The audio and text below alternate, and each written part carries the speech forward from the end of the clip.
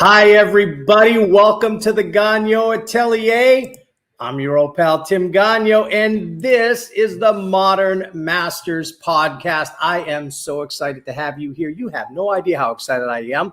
I am super, super excited because today we've got a great guest on the show. But before we do that, let's get our little things that we got to get out of the way, done our little housekeeping stuff. Look right down there at the bottom of the screen, scrolling along. If you can like this post, if you can like our page on Facebook, the Gagnon Atelier, if you can like that, I would really appreciate it. And if you can go on over to our YouTube channel and hit the subscribe button and the bell notification button, that would be a huge help to us as well, because we have got so many things going on our YouTube channel, in addition to all kinds of videos about product reviews and tutorial videos and things like that. We also have some great discussions, and every single episode of the Modern Masters Podcast, including this one right now, is airing. This one's airing live right now on YouTube and Facebook, but every previous episode of the Modern Masters Podcast is archived on our YouTube channel. So check it out. Either search Gagnon Atelier on YouTube or Facebook, and you can find us on both of those. And so I am very, very appreciative and happy if you would do that. That would be great. Help us out. The more those channels grow, the more we can do, and the more we can outreach about art and everything that makes it great and how it just makes our lives way more fun, right? Okay, well, with that said, I have a fantastic guest with us today. He is just fabulous. Wait till you see his art. It's, I always say the name of the show right there, Modern Masters. Let me tell you what, this kid he's a kid because I'm an old man, so everyone's a kid to me practically. But this guy, man, wait till you see his art. It is absolutely stunning. And, Modern Masters, back during the Renaissance, you had a master artist that would instruct and teach other younger apprentice artists. And so that maestro's heart is what our guest today has, because he is an instructor at the Academy of Realist Art in Boston. And so I am very excited to have with us Eric Johnson. And so here he is with us today. How you doing, Eric? Welcome to the show. I'm doing good. How you doing? Pretty good. I like to treat my guests like a piece of toast and butter them up real good before we bring you on. So here you are, my friend. Thank you. Thank you. No problem. No problem. So tell us a little bit about yourself and your journey that brought you, you're young. So, you probably graduated high school last week or something. And no, I'm joking. But take us a little bit in your, what got you involved? Were you always an artist as a kid? Did you come into art later in life? Tell us a little bit. I always wanted to. I didn't come from the most well-off or cultured background. So okay. I did not have I didn't have a ton of fine art exposure before I entered the later years of high school. Mm-hmm. So after I graduated, I was dealt the conundrum: do I go to your typical college, or do I seek out Atelier Training? Mm-hmm. I applied to just regular community college. I got accepted, of course, and then I just didn't go. And I said, I'm gonna take a couple years, and I'm just going to study on my own, make art. And what did your parents do? Be honest. Did their heads explode? No. Great. That's actually fantastic. Pretty supportive. I always had a plan. I ended up starting a studio, and that's where I made art. I taught very simple art lessons, which was kind of a bit presumptuous given the skill level that I had at the time. But I eventually realized that I couldn't reach the level or the height that my imagination was reaching to. The way that I wanted my artwork to look, I didn't even know what I didn't know. Right. And I can only read so much. I can only watch videos so much before I just have to shrug my shoulders and admit that a lot of the older masters studied with somebody. Da Vinci, Michelangelo, All of them, yes. All of them studied with somebody. And if they study with somebody, then I probably should learn from somebody as well, because that chain of tradition and that train of knowledge and teaching has just been passed down from one artist to the next, to the next, to the next.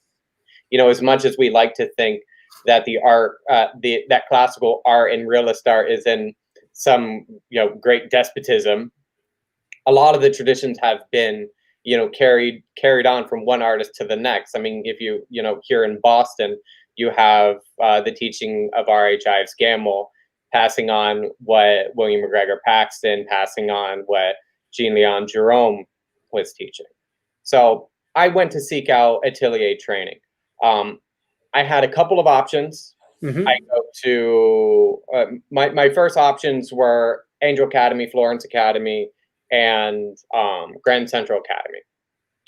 Florence or in Italy would be awesome, but I just didn't really have the funds for that. Yeah, that takes a little bit. I got one of my secondary options was the Academy of Realist Art in Boston, which at the time was still a relatively new atelier. I only sought out the most well-known ateliers. At the time, I didn't know the huge variety that there were. Right. And they are popping up all over. It seems like now there's a new atelier every month. Right. So my main was then Grand Central Academy or Academy of Realist Art in Boston. I lived in Western New York near Buffalo. So of course I stayed in New York if I could. I ended up getting an interview at Grand Central Academy and was denied from being a student. Which was a little upsetting, but I mean I'm in it. I would seek out the information and anywhere I could get it. One of the most amazing things, though, it's on my way to the interview to Grand Central Academy. I got an email from Julie Beck, who is the assistant director and one of the other head instructors at the Academy of Realist Art in Boston. And she emailed me and let me know that I had been awarded a one year full scholarship. Oh, wow. Nice. Can't beat that. Pack up, let's go. Yeah, no kidding, huh? Nothing like free school. What was that? Nothing like free school. Everything seemed to just align perfectly. I packed up whatever I could fit in my 1989 Camaro, which is practically nothing. My clothes, my art supplies, and an easel. And I just drove to Boston in the middle of summer. I planned to get there a week or two before the regular atelier started. That way I could search for a job and whatever. The apartment that I had fell through because Boston is madness when it comes time for college time to start. And renewed their lease, and I was going to look at that room. I was pretty much guaranteed it. And they were like, "Oh yeah, well they decided to renew the lease." And sorry, forgot to tell you. So I'm homeless. Oh no! In my car with no AC in some random parking lot. Oh, no. Mind you, my car is so jam-packed full that I'm like this, sleeping in my car. I've only got enough money to survive so long because I need that money to pay for rent, and Boston has one of the highest costs of living in the country. Oh yeah, it really does. I was very frugal with the money that I spent on food and whatnot. So I just walked around trying to find a job, and then eventually Julie emails me and lets me know that I and a couple of the other students who are new, that she'd like to introduce us to the school, show us the school, and just go over a couple of introductory demo things before school starts. And I let her know that I've been sleeping in my car, and she was horrified. Oh no. It's like, we could give you a place, a temporary place for you to stay. I wish you would have said that. And out of the hundreds, what it seems like, of Craigslist ads and apartments that I tried to contact, I contacted one in that moment, and they said it's available. And I just drove there. There's somebody walking out. I didn't even go in and look at it. I said, okay, here. And I just gave him money.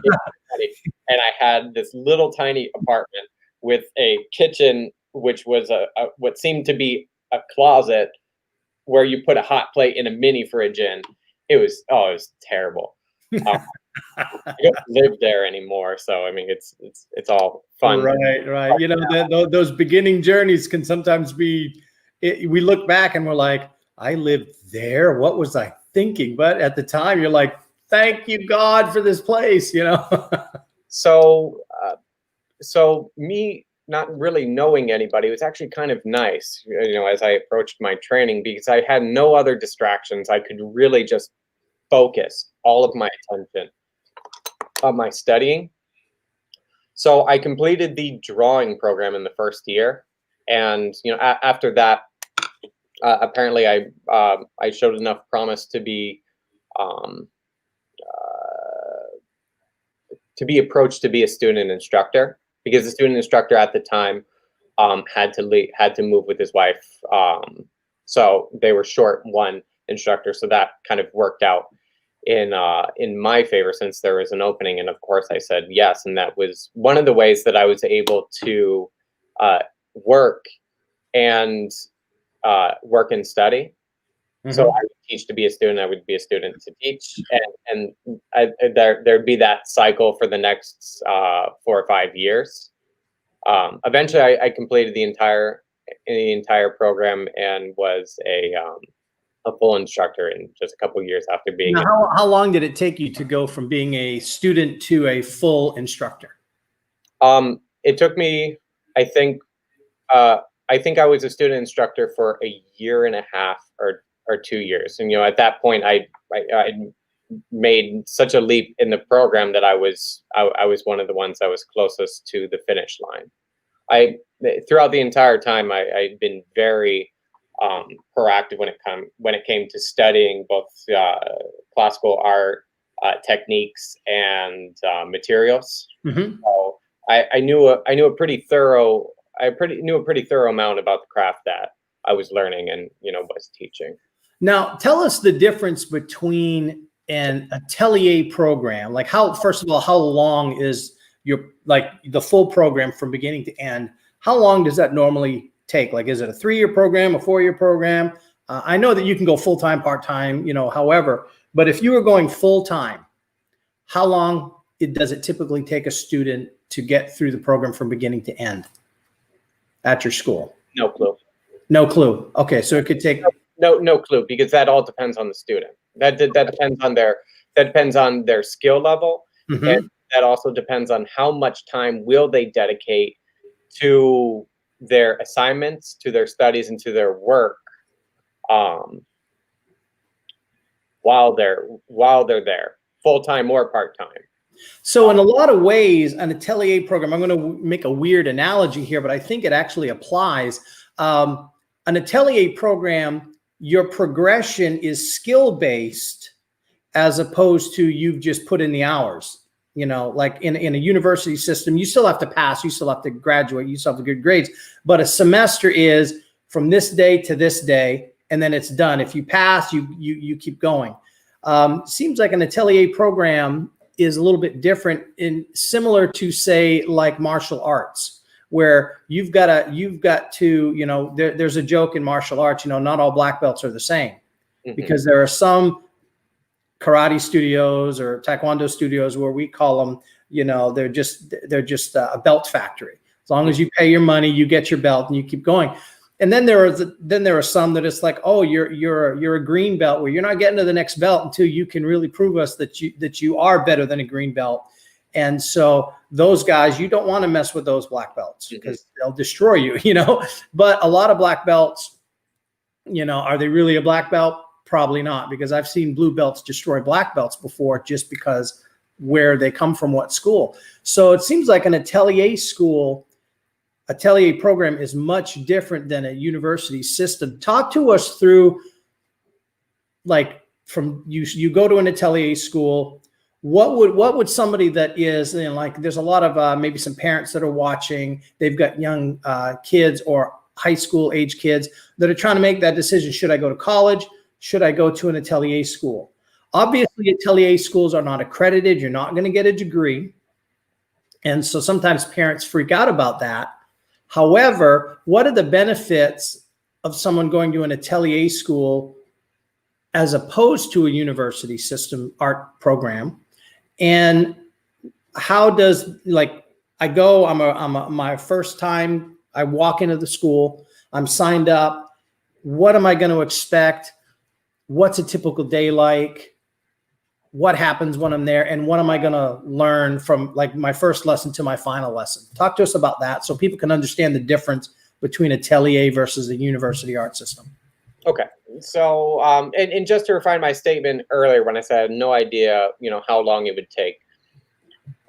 By my calculations, if you were full-time, you could pretty easily complete the entire atelier program that we have in about 4 years. Okay.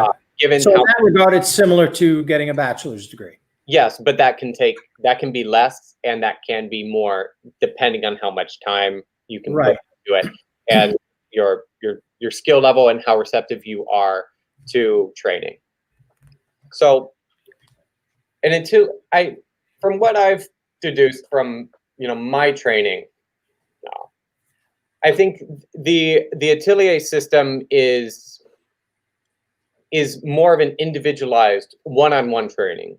You only receive a lecture or something talking to a group of people a few times when there's a specific demo or a certain introduction to some way of thinking or rendering, you know, how to treat form, how to treat light, things along those lines, where it's more, it's easier to talk to everybody. But when you're working on your assignment, you're getting a one-on-one critique. So the atelier system is really aiming to give you a foundation to make a sound drawing or sound painting. And the way that we treat it is in the same way that you would train a doctor, the same way that you would train an architect. You need to learn the base fundamentals and incrementally move up. And we introduce more and more of a sophisticated assignment with every single thing that you do. And those more sophisticated assignments aren't only just making things harder for the sake of making them harder, but they're individualized to every single student. Let's say you've got a little bit of issue with rendering really subtle transitions. If that's the case, their next assignment is going to, you know, definitely include something that has a lot of subtle transitions. Or could that be drawing errors? If you have problems with, you know, managing really small shapes, yet you can get the big shape correct, then we'll give you something with a lot of small intricate shapes. So every single assignment is tailored to the individual and their specific needs. Throughout the process, though, we start off with drawing. And when we start off with drawing, we copy the Bart Plates. So every student is going to start off learning how to draw, how to sharpen their graphite pencils and do value scales. From there, they're going to learn how to copy sight size from the flat. So sight size is going to be a 1-to-1 ratio. However big your Bart plate is going to be exactly how big your drawing is. So comparative would be sizing it up or sizing it down. Right. In the figure room, at the school, we've got figure Tuesday through Saturday, which is really exciting. We do almost everything in the figure room comparatively. That way students can have an equal amount of training, both sight size and comparative. So comparative being sizing, you know, seeing the model larger, drawing it smaller, or seeing the model smaller and drawing it larger. So through that, through your regular assignments in the BARG program, you'll do four BARGs, and then explain what a BARG is, just so people may not understand what that is. A Bart plate is they're a series of lithographs created by Charles Barg, and they're essentially copies of casts and master paintings. So those Bart plates are formulated at a couple different levels of complexity. The introductory level Bart plates are, really quite graphic. Just an exterior contour, a really bold dark shadow, and a very minimal amount of halftone information, which is an elaboration in the light family. So in the 19th century, the Bard plates were really to get the student, accustomed to copying the arabesque or the exterior contour correctly, and appropriately dividing the lands of shadow and the lands of light. Right. So as those Bard plates get more sophisticated, the amount of information in both the shadows and in the light family significantly increases, which obscures the division of shadow and light even more. In the 19th century, they wouldn't have rendered Bard plates in the way that we render them in the 21st century. So they were kept as much more of a shape exercise. And a similar thing when you graduate from the Bard plates to moving to the cast, when you're copying sight size from life. You rarely see extremely rendered 19th century drawings of casts, right? How many of them can you really label off the top of your head? Nowadays, there's tons of really beautifully rendered cast drawings. Now, the thing is, you can stay really true to that and just keep them as shape exercises, or you can learn more about how to create the illusion of light and form while learning those shape exercises. And that's what I feel a lot of the ateliers are doing now.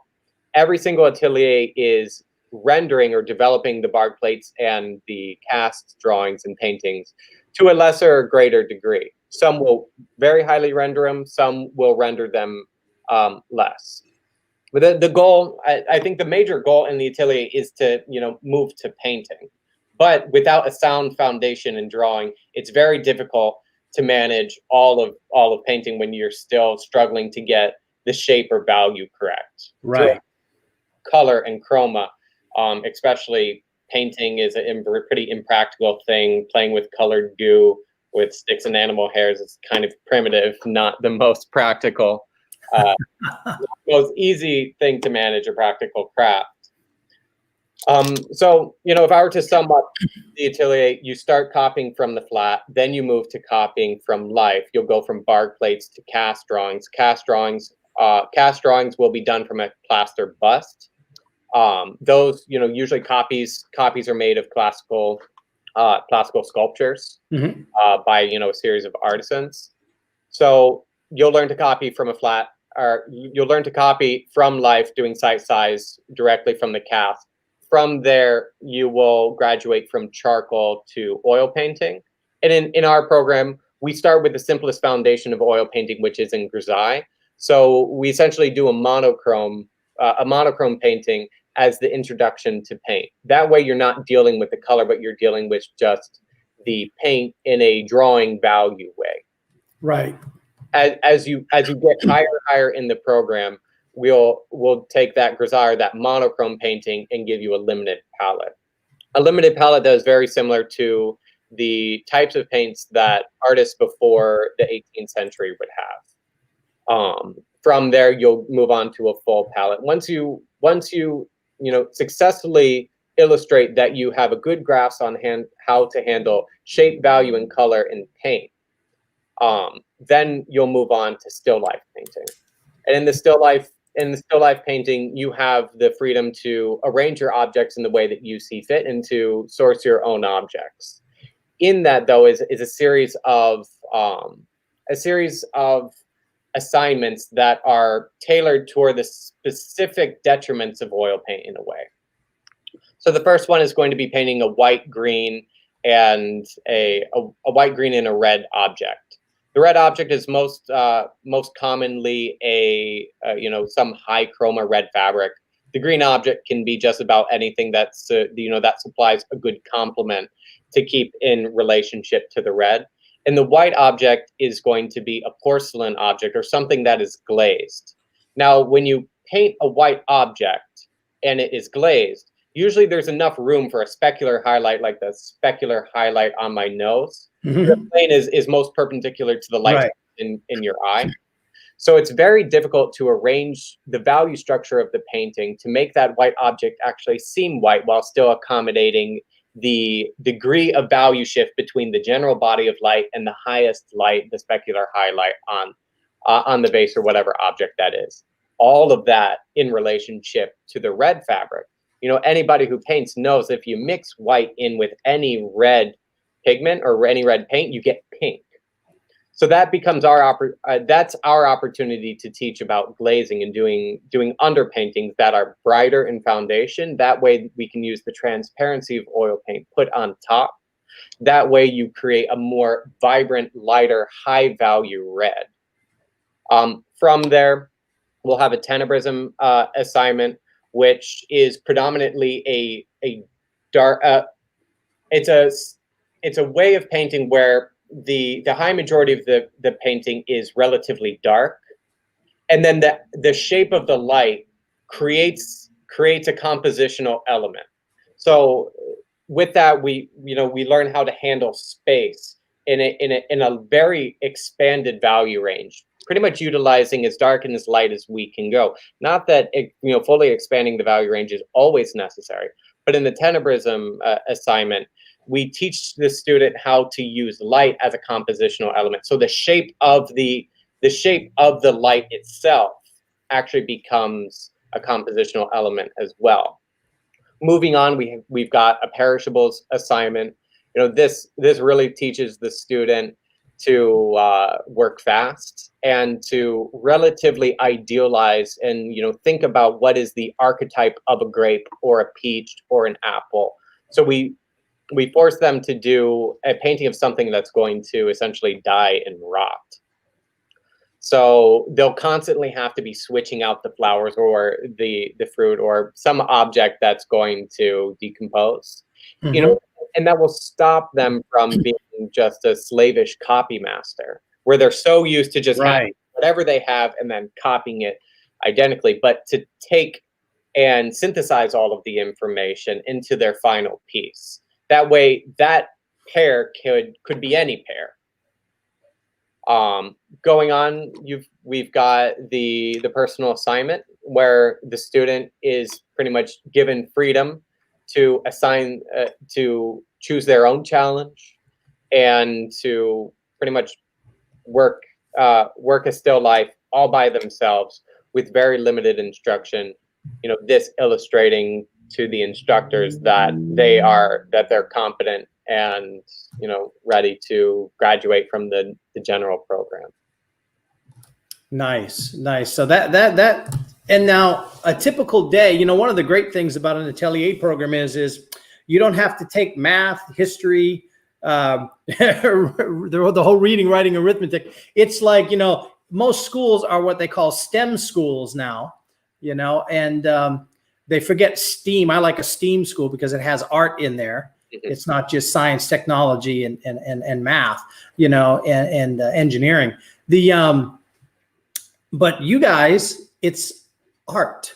It's only A. It's just A. There's nothing else there. So in the way you're describing an Atelier program is it's a more elite training where you're focusing on one thing, only one thing. It's kind of the Orville Redenbacher philosophy. I don't know if you remember Orville Redenbacher. Maybe when you were a very, very small child, the popcorn guy, he used to go on and make commercials. And in the 80s, all the big businesses were diversifying. So they weren't just making one thing. They were making 50 different things that sometimes weren't even related. But he refused to diversify. And he would come on the television on his commercials and he would say, I make one thing, but I make it better than everybody else. And all he did was focus on popcorn. And that was his philosophy in business. And Atelier school is the student is only going to be working on art all day long. Mm-hmm. So if a full-time student is taking, when a full-time student goes in, how many hours a day are they doing art in your class, in your school? They will receive instruction between 7 and 10 hours in a day. A day. So 7 to 10 hours of intense art instruction every day. Well, Monday through Saturday. I'm sorry? Monday through Saturday. Okay, so 6 days a week. So 6 days a week, you know, 6 days a week. So that is an intense amount of art training from world-class instructors. And they're going from the very, very basics and gradually getting into very intense projects. And that is a long time. It's not like a typical, again, the university system where an art student or an art major is only in the art room a couple days a week, because they're taking math, they're taking their science, they're taking their social studies, they're taking all of the required classes to get their degree. And then they go to their art classes and they're only there for 2 to 3 hours in a day, a couple days a week. And then they have their assignments. They go home and they do them. And then they bring them back for the critiques and things like that. So they're working on projects. What you're talking about is a very intense, almost like Olympic level training. They're that intense. One thing and you're focused on just that. I think if anybody, any other people who's, you know, affiliated with other ateliers, I think we should have an Atelier Olympics where we just have students sharpening pencils, see who can sharpen the best pencil the fastest. Best, you know, value scale. We need to start. It's so funny when I teach my students how to sharpen a pencil, you know, with the point that sticking out that far, they're like, why is it like looking like a spear, not a pencil? And I'm like, you know, they don't understand. You're right. Sharpening the pencil is can be a challenge. You don't want to sink that scalpel too far into the graphite. It goes flying. I think on top of the instructed time, one of the things that we offer is, you know, the code to the building for full-time students, especially. They have access to the studio any time of day or night. So I would be there till 1 or 2 in the morning every single night, go home, sleep, shower, come back and repeat. So on top of that instructed time, you know, a lot of the full-time really dedicated students will still be in the studio after the instructors leave or, you know, retire to their own studios to work. Right. So if you were talking to a parent of an exceptionally talented high school student, what would you steer them towards, Atelier or college? If they wanted to be an artist, they wanted to be a professional artist. I would say, you know, I'm a bit biased, but I would say an Atelier. If their objective is to reach a high skill level, and if the objective is to, you know, really get into fine art, I would say Atelier is, you know, really superior as far as the general instruction. And that and I don't want that to get misinterpreted as saying that your typical college is inferior in any sort of way. It's just less specialized. So, and I think that's the word to use: specialized, intense, focused training on in a particular path. Yeah, that's what an Atelier does, as opposed to a university art program.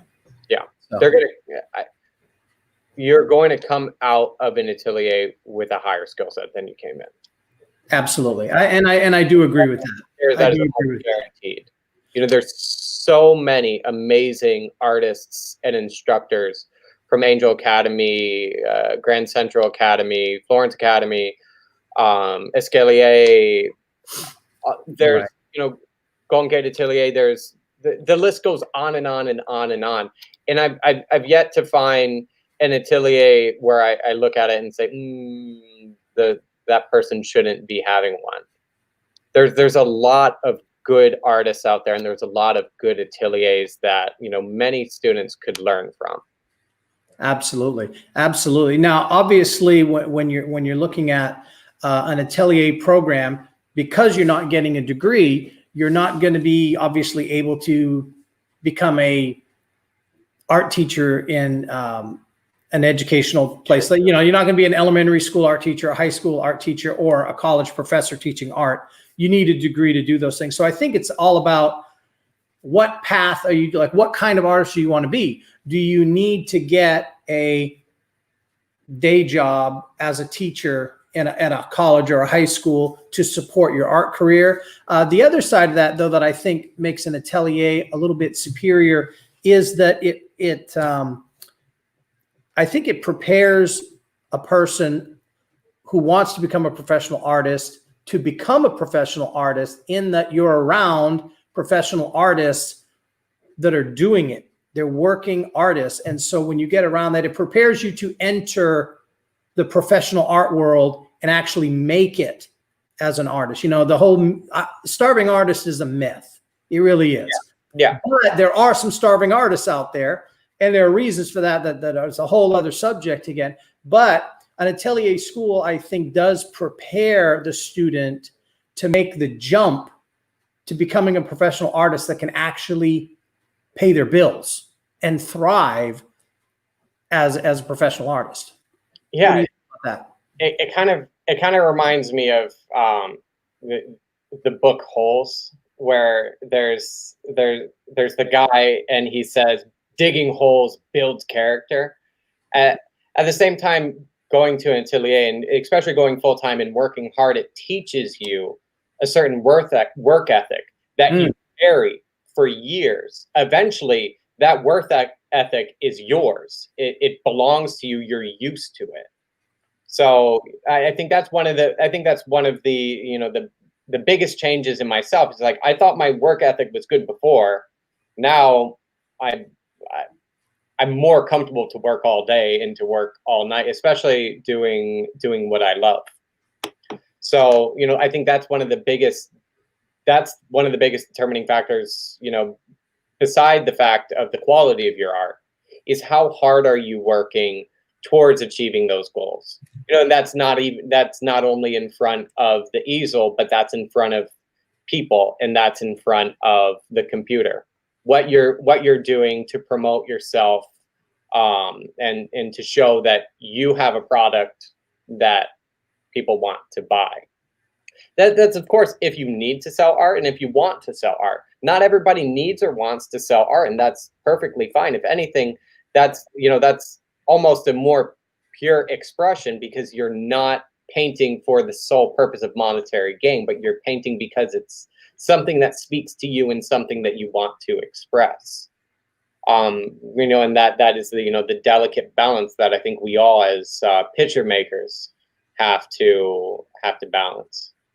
Right. And everybody's got a different path when it comes to their art career. You know, one of the things that I enjoy the most about this podcast, this vlog, is that every single artist that I have interviewed, they all have a different business model. They all have a different way that they make a living as an artist. Some are educators. Some are they sell on Etsy like crazy. Some are in galleries. Some do art festivals. Some, you know, everyone is. If some only do gallery shows. Some do licensing. We had one artist on that he's the king of licensing. He's right there behind, Thomas Kincaid being the biggest licensed artist in history. Paul Brent was not very far behind that guy. You know, so everybody has a different way they make a living as an artist, how they promote their work, how they get it out there, and how they do it. And it's really fascinating to me how they do that. But speaking of art, let's go ahead and show some of your artwork. And that way people can get an idea of what you're talking about. I'm going to show your still life first. And while we put these up, tell us a little bit about each painting, just a little bit behind it, and then people can get an idea of some of your work. Here's your still life right here. Look at that. Just makes you mad looking at it. It's so nice. Thank you. Go ahead, tell us about it. So I collect a lot of things. I'm a bit obsessive when it comes to collecting things that I like. So this painting was part of a series of pigment paintings. So throughout my study as an Atelier student, I realized that I couldn't make that my paint looked different than the paint of the older masters.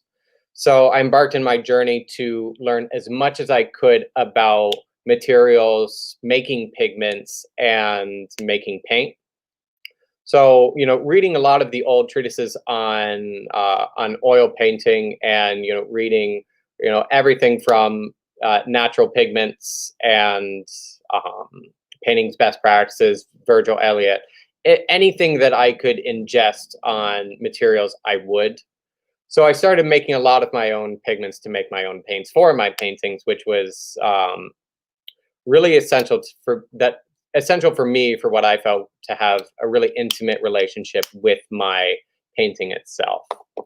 So this is a genuine ultramarine and a cinnabar. So it's a cinnabar. It's a vermilion pigment actually made from the mineral.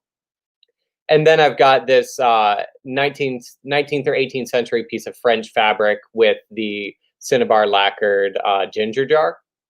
And I really wanted to create a certain polarity between East and West. So the Eastern world would the vermilion in the Eastern world had a much higher significance than ultramarine blue did in Europe.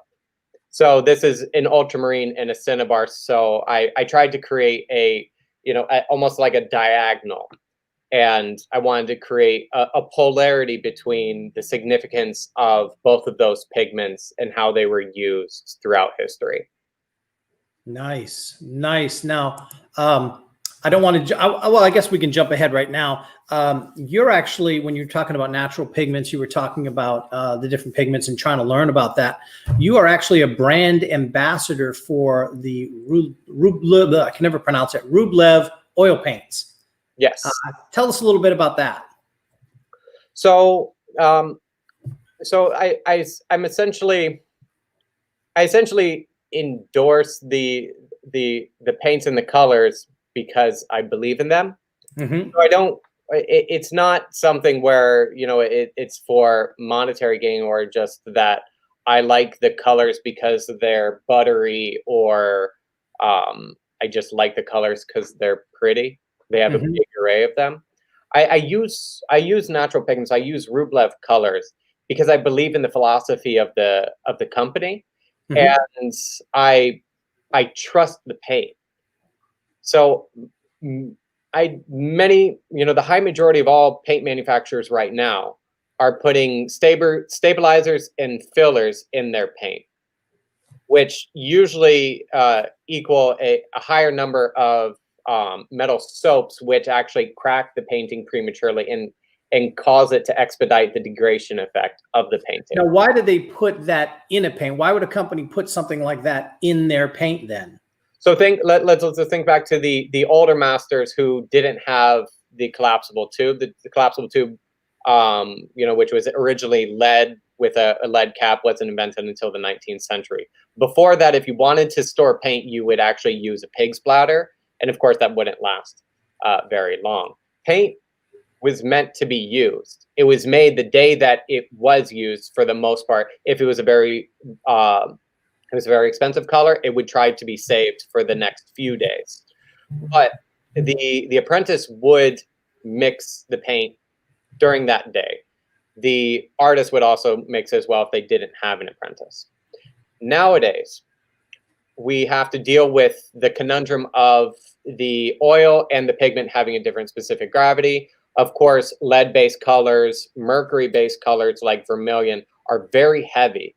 So they separate from the oil. And then, I think we've all experienced where we've tried to squeeze out some paint and all And oil comes out. oil. So that is significantly increased with the complete absence of a stabilizer if it's not mulled very well and properly. So the stabilizer is essentially to emulsify the paint and stop it from separating, which seems innocent enough.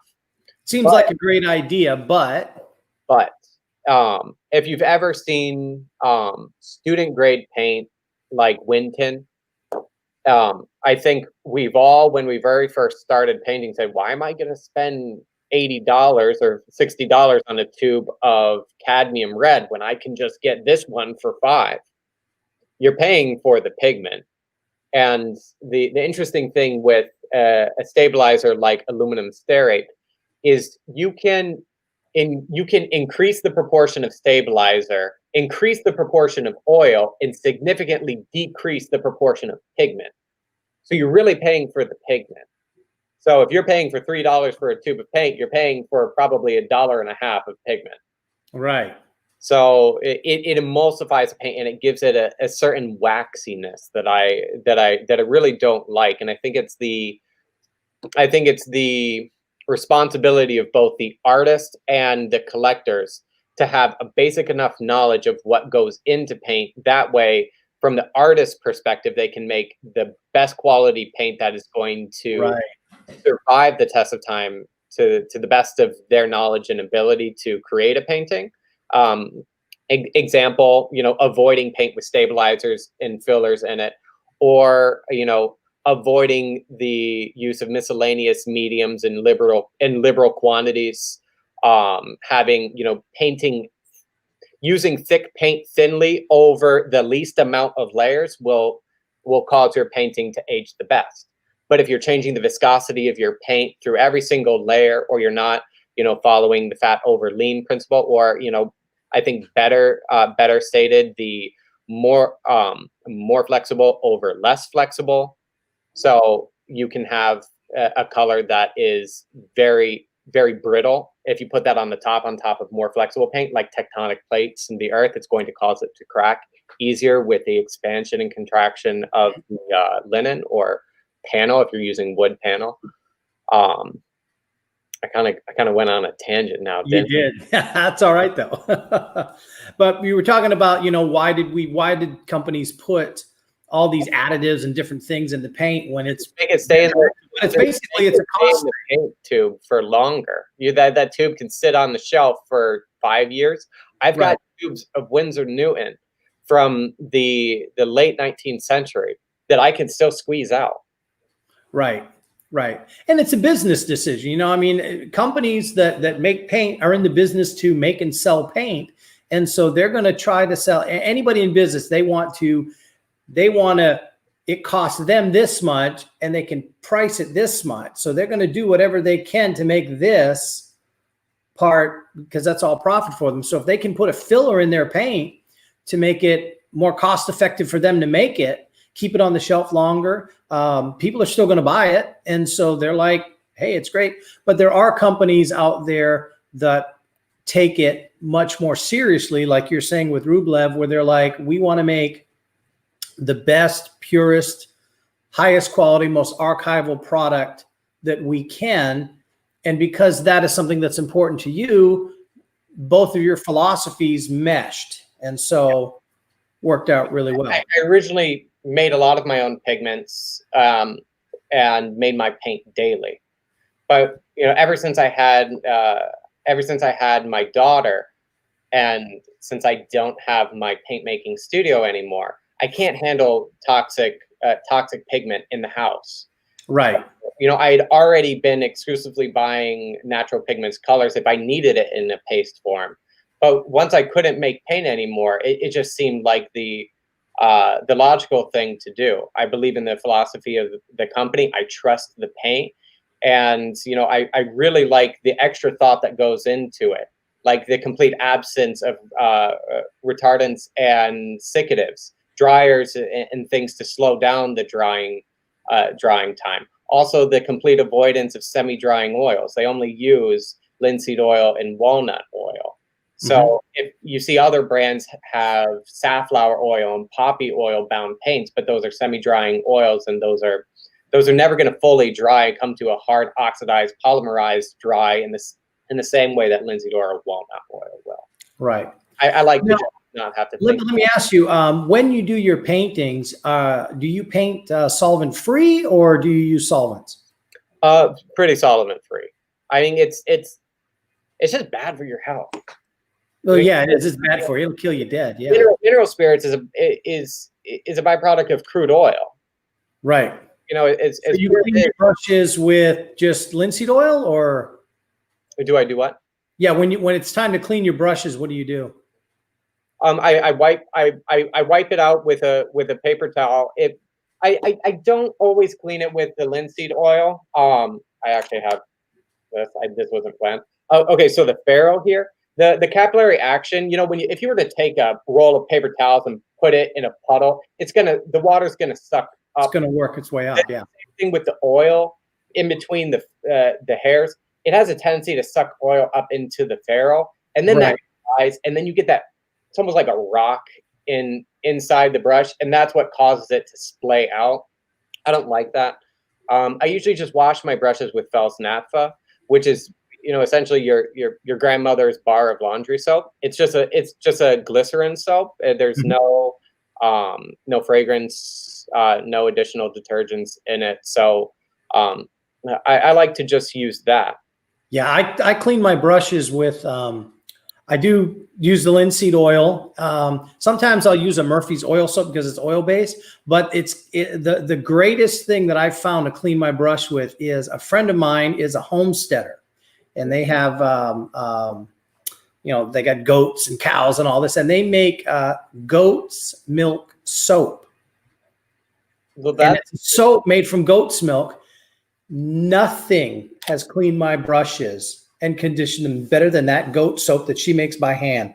And so I'm always after, hey, can you get any more of that goat soap? I'll run out, you know? So, but yeah, that stuff has been, that's like the greatest. I've never, ever found anything better. And I've even begged them. I'm like, you guys got to like put these in tubs and sell it to art supply companies, because it's just amazing how well that oil paint just flies off the brush. It's amazing how good it is. And it conditions the brush. I don't know what she puts in other than goat's milk, but it's pretty amazing stuff. So this is a really good conversation. I'm glad that you're explaining, you know, about the different things that the companies put in paint and how that works. When you're making paint, you know, you had a little one that came along, and this is actually a good transition. So you were making your own paint, and then when the little one came along, you're like, haha, I can't have all these toxic things in my house, because kids get into everything. They just do. You know, there's no way around it. Kids get into everything. And so let's show off one of your paintings, because I want to show some more of your paintings here. This is a painting of your baby daughter. And tell us a little bit, tell us her name, and tell us a little bit about. This is Beatrice. So Beatrice. Now that is just the sweetest name. My goodness, I love it. Look at her. Look at her. Just, you're killing me with that cuteness. Dignified baby. Yeah. So one of the things that I spent a lot of years contemplating what would my art look like? What would I paint? And I really came to the conclusion that the best thing I can paint is the most sincere and authentic thing. You know, things, people that I really love. I love being outdoors, so I love doing plein air paintings, and you know, I really love my family, so I just want to paint them. So I tried to transmute all of that care and love into a piece of work. So it makes it easier for me to go above and beyond, you know, doing everything necessary to make that likeness, not only her, but to capture some spirit of who she is. And she's this very strong-willed stubborn baby, and I think that's in this painting. Oh my goodness, yeah, it's easy for them to be strong-willed when they're that tiny. Mm-hmm. When they're that tiny, it's easy. When they get to be teenagers and adult children, then they're strong-willed nature. You're like, oh boy, you know, people like to say, I have a strong-willed child. No, you have a child that's destined to be a leader. Yeah. Yeah, it's like, yeah, and my strong-willed daughters, I'm going to point them out. Ready? It's Lois, Gabby, Alyssa, Serena, you know, and it's like, and then the boy right there. That's what strong-willed children do. They make you go bald and gray. But I want to show, you've got a video on your Facebook page showing the process from beginning to end of this painting of your daughter. I want to show that. So I'm going to share the screen with everybody, and we're going to watch this amazing video. I'm going to share the audio here. All right, everybody, you guys are going to love this. Look at that. Look at that.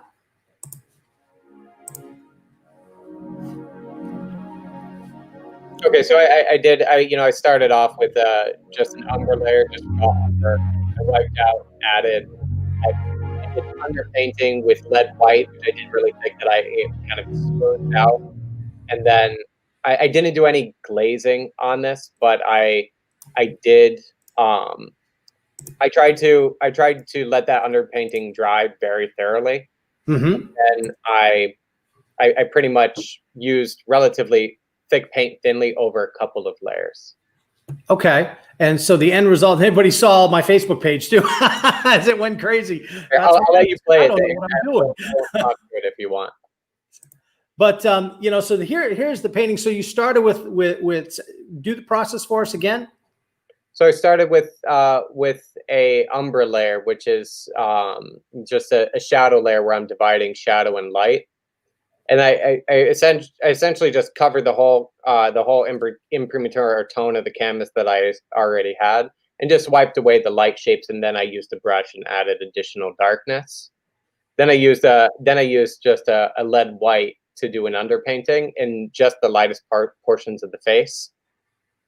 Then I just did a series of 2 or 3 layers of direct paint to achieve everything on top of those foundations. The underpainting being very stark white and very bright allowed there to be a bit more transparency and higher chroma to the paint in the forehead and in the face itself. Okay, so here's another step-by-step that you have, and this is a self-portrait, obviously. Looking all dignified with your pipe, I like it. So, and this is a similar process? Yeah, this is a bit even a bit more direct. I put less emphasis on the underpainting in the face. So, I did this actually standing next to my painting, and I did it sight size, from a mirror. So my painting was here, and then I would turn around to do it. So I did it in a kind of unconventional sight size manner. But the same general principle is here as well. I just put less emphasis on the underpainting. I did much more in a direct manner in this painting. Right. Okay. So it's beautiful to see, when you're looking at paintings and you see the step by step, it's always fascinating to see how the artist goes about it. And, one of the things that I'm always telling my students are, especially my brand new students, that when they're doing their paintings and stuff, they initially, they tend to start with the details, and then they fill in. And it's like, no, start vague and broad and tighten up as you go. You can tighten something up, but you can't untighten something up. It just doesn't work that way. Then watching your technique and your study, and here's the final painting. So serious, man. Look at you. You're so serious in that painting. I've got a self-portrait that I've done, and my kids hate it because I'm too serious. I got a serious face on, and my kids don't like it. They're like, Dad, that's not you. That's not the dad we know. Our dad doesn't have a serious bone in his body. And so it's kind of funny. I think all artists have to do a serious self-portrait, to make us look like an artiste. So, and I always joke, all my viewers that are watching, they can repeat this statement. What's the difference between an artist and an artiste? It's the same difference as being naked and being naked. There's a big difference. And especially those living in the South, they know the difference. There's a big difference. So you like that one? You can use that one. You can use that one. I give you permission. So that's one of my best dad jokes right there. That's a dad art joke. I mean, that's like the perfect world of jokes right there. So, oh man, that's funny. I'm making myself laugh. If you could get abs laughing at your own jokes, I'd have a 6-pack, but I don't. I have a mini keg.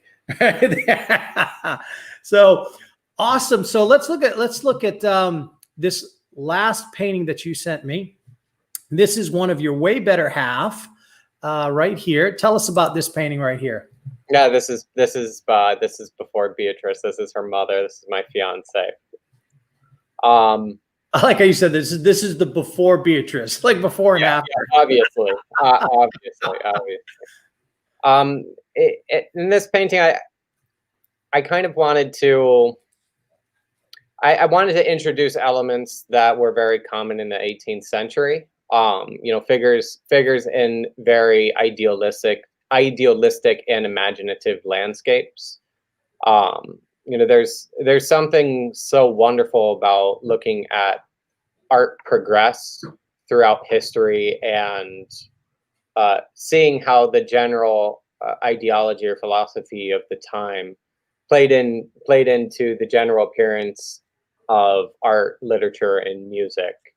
And there's something very sweet about the 18th century to me, where there's always a sunset. There's always what seems like in the ideal day, and those pictures were seen as an object worthy of contemplation of the kind of great or the better parts of reality. And I wanted to immortalize this time in both of our lives in a painting of just this beautiful sunset, but also this beaming white cloud in the top of the sky. And it's just a beautifully rendered painting. She is totally out of your league, by the way, just so you know. Yes, she is. I hope you're aware of that. That's a good thing. It's just, that's how it is. The woman should always be better looking than the man. And, with you and me, that's probably easy to do, but you did good there. You've got a comment about this painting. And I think it was when you were talking about how she's strong-willed, and you can tell me, Cynthia says, like her father. Yeah.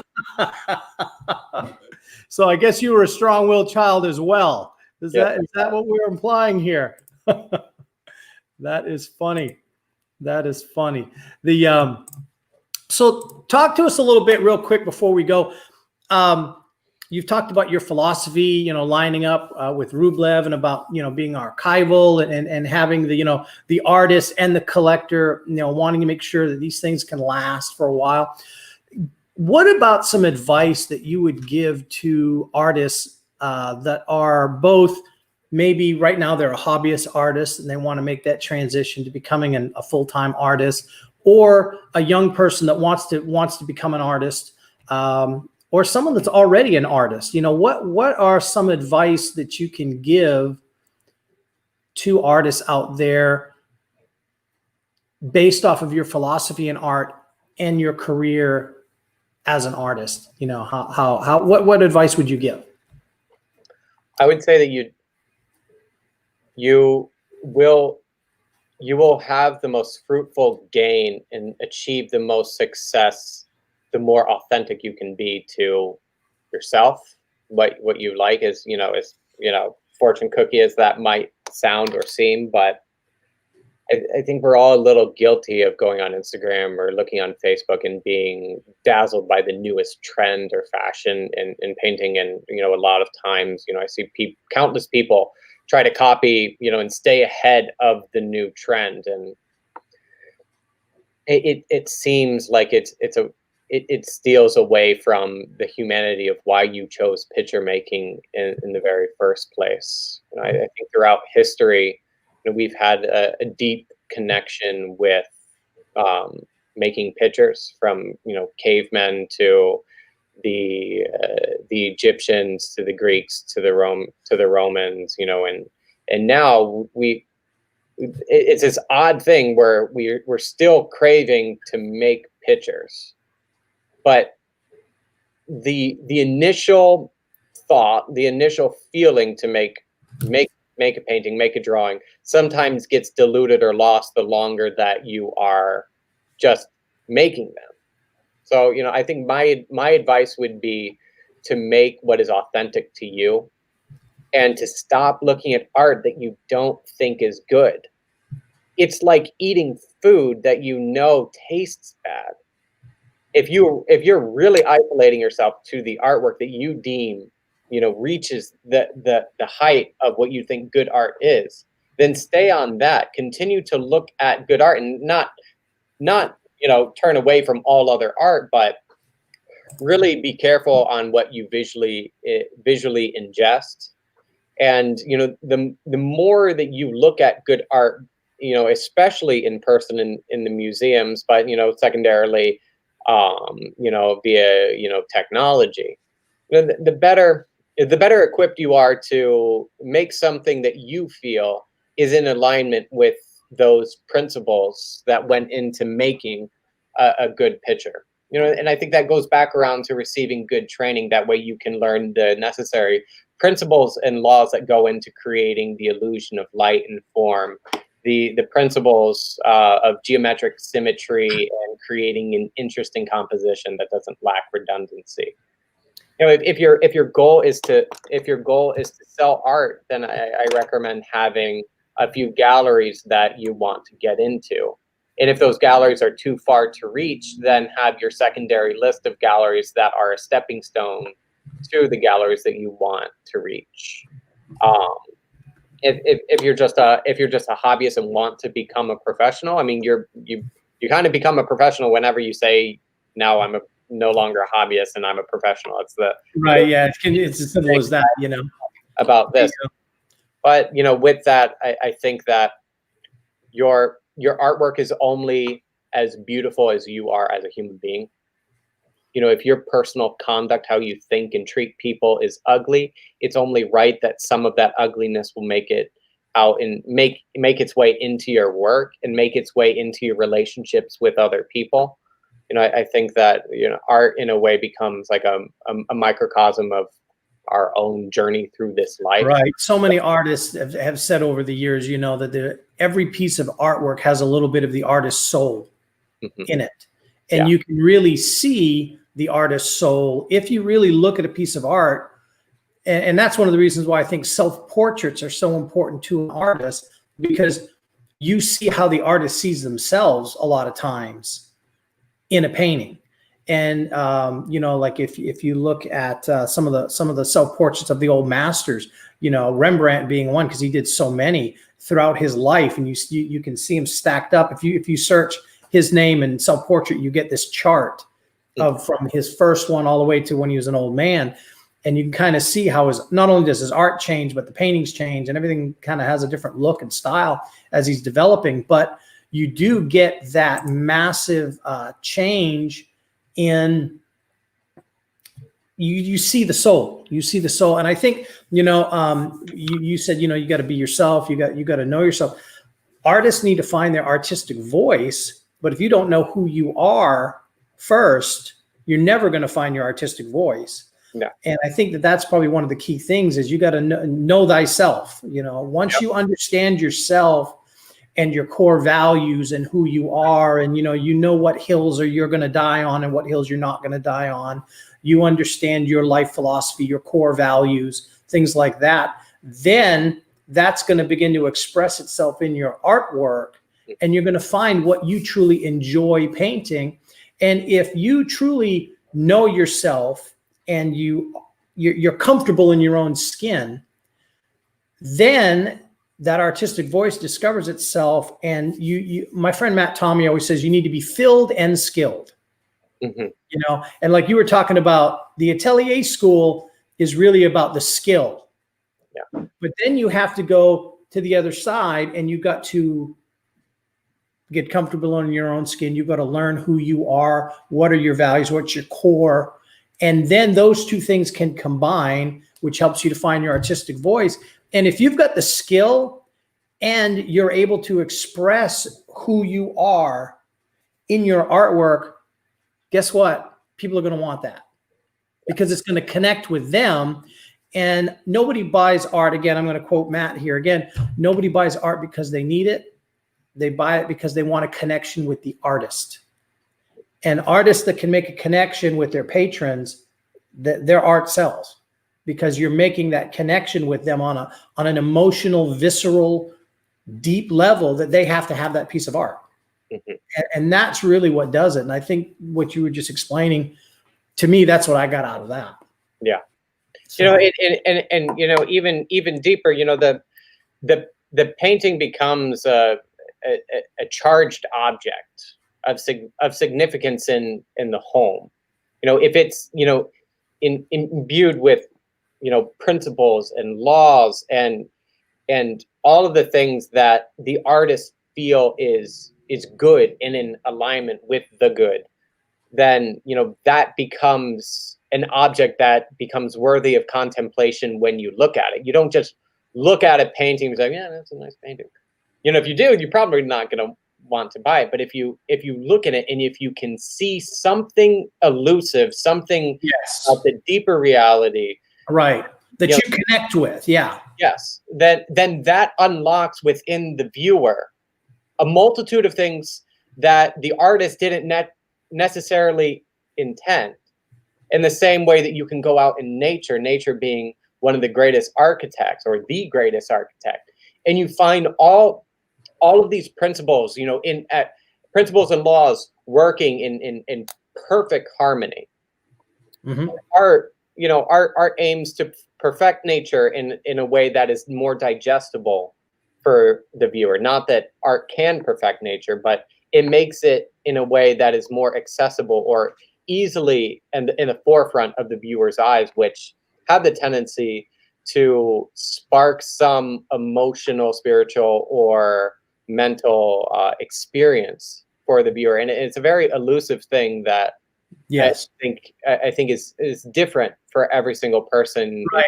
And I think that humans in nature, we connect with art in an amazing way. You had mentioned going back, all the way back to cave paintings, and I've always found it fascinating that when man first discovered iron, they didn't make weapons out of it. They didn't even make tools out of it.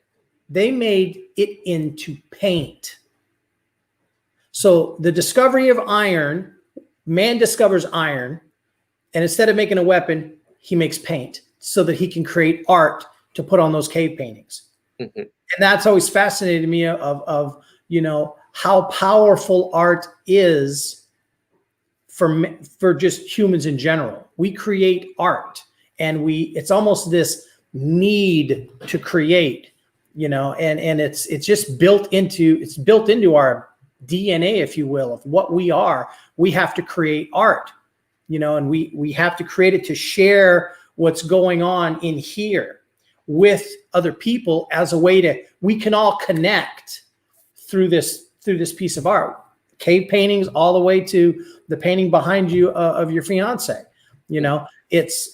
it connects, and that's those things that I think art connects with people on a very deep emotional soul level that nothing else really can. And it's a shared experience that we all have. And art is a really beautiful way to share ourselves with others and connect through ages, and that's one of the things that I just love about being an artist and what we appreciate your art for. I just love it. I can look at all these paintings, and for me, when I see a painting like this, and I look at it and I go, okay, sometimes a still life for me, I get more of what the artist is like from a still life than I do from something like this sometimes. Yeah. And it sounds like strange, but sometimes a still life can have such drama or such intensity, or so I think I like Caravaggio's still life. They're brimming and bristling with intensity and power, and it's a watermelon. It's like, but he can pull that off, and that was part of his greatness. And so sometimes I like to look at artists' still lifes, and I get a vibe sometimes more than I do from their figurative work, which is interesting, because how do you make a pot talk? Yeah. But you pull it off. An artist can do that. An artist can make a simple vase or a pot speak volumes about who they are very quickly.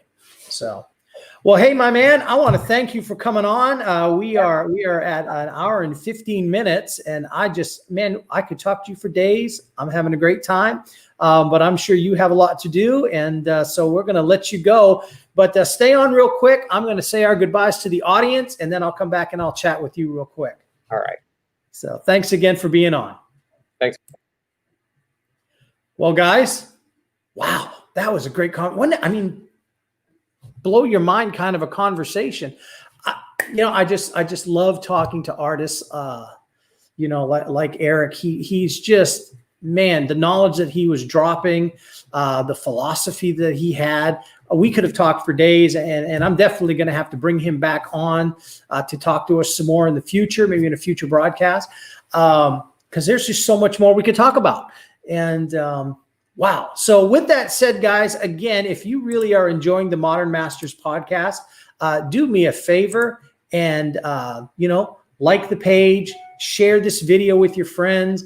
Go on our YouTube channel and subscribe to that, hit the notification bell, and just watch some of the other Modern Masters broadcast videos. We have interviewed, when I say Modern Masters, I have been so blessed to have interviewed the creme de la creme of the artists in the world today. And we've got so many more coming your way. Next month, we're going to have, we've got Mark Hine coming on. We've got Jennifer Balkin. We've got a few extra specials coming on that I'm lining up, trying to figure out dates.